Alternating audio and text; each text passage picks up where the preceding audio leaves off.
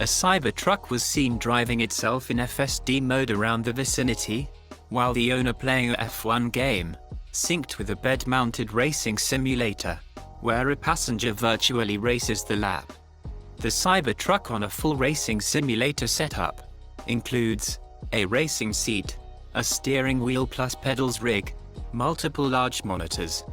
The whole setup is powered directly from the Cybertruck's onboard outlets. The person in the bed is driving the virtual lap using the simulator rig, while the real truck autonomously completes the same path hands-free. It's basically a cool showcase of how capable Tesla's FSD is at low speed, structured environments like parking lots, while having fun with the contrast between human skill needed for sim racing versus the truck doing the real thing effortlessly.